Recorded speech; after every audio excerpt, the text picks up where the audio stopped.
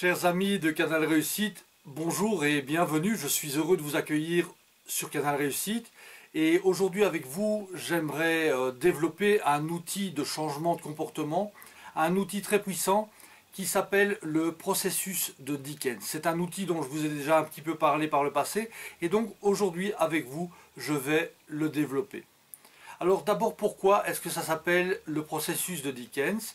Eh bien tout simplement parce que c'est basé sur un conte de Dickens qui s'appelle le conte de Noël et dans lequel on voit un vieil homme acariâtre qui s'appelle Ebenezer Scrooge se faire emmener dans la nuit de Noël par l'esprit de Noël des temps passés, l'esprit de Noël des temps présents et l'esprit de Noël des temps futurs.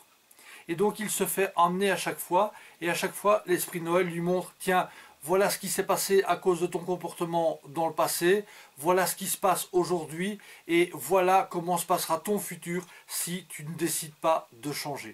Et donc voilà, cet outil, le processus de Dickens, se base sur ce conte. Et donc on va fonctionner un petit peu sur le même principe, avec le même processus, sauf qu'on ne va pas aller dans le passé, on va démarrer vraiment du présent, on va voir un comportement qui ne nous satisfait pas et qu'on veut changer, et on va trouver un comportement qu'on veut mettre à la place. Alors comment est-ce qu'on va trouver un comportement qu'on veut mettre à la place?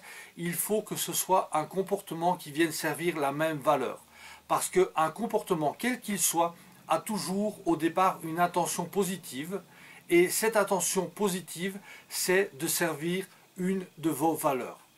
Alors comment est-ce qu'on sait quelle valeur il sert? Eh bien, on va prendre ce comportement qu'on veut changer et on va se poser la question, tiens, en quoi est-ce important pour moi de faire ça? On va avoir une réponse et puis on va de nouveau reposer la question, et en quoi est-ce important pour moi de faire ça? Et à chaque fois, on va remonter un échelon plus haut et jusqu'à ce qu'on ne sache plus remonter en fait. Et quand on ne sait plus remonter, eh bien, on est quasiment sûr d'avoir ce qu'on appelle la valeur racine. Et donc votre comportement, eh bien, il vient servir cette valeur racine. Vous allez trouver un autre comportement qui peut venir servir cette valeur racine.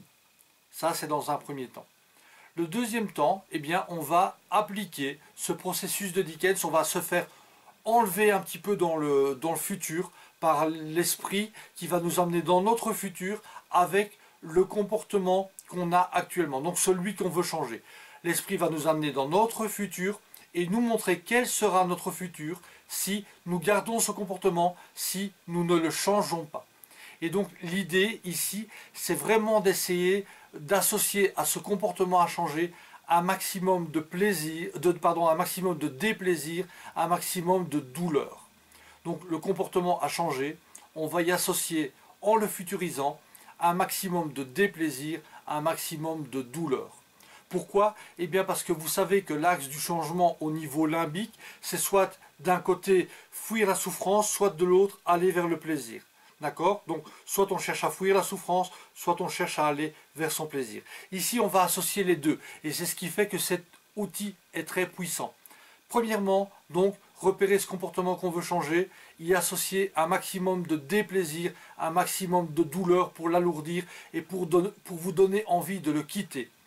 Dans un deuxième temps, le comportement qu'on veut mettre à la place, on va faire la même chose, on va le futuriser, c'est-à-dire qu'on va se laisser emporter par l'esprit dans le futur, et l'esprit va nous montrer tout le plaisir, là on va associer à du plaisir, tout le plaisir qu'on va trouver, qu'on va avoir dans notre futur si on met ce nouveau comportement en place.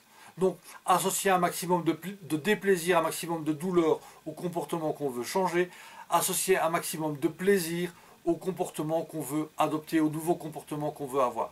Voilà, ça c'est le principe du processus de Dickens. Et donc on va en plus, pour le renforcer, à chaque fois qu'on met ce nouveau comportement en place, on va s'offrir une petite récompense, une petite chose symbolique, mais l'essentiel, encore une fois, c'est d'y associer du plaisir. D'accord? Voilà, je vous souhaite une bonne découverte, un bon changement avec cet outil très puissant. N'hésitez pas à me donner vos impressions par rapport à ça et à me dire comment vous avez pu l'appliquer dans votre vie. Ça me fait toujours plaisir d'avoir des feedbacks, ça me fait toujours plaisir d'avoir des contacts avec vous. Alors je vous dis à bientôt sur Canal Réussite. Au revoir.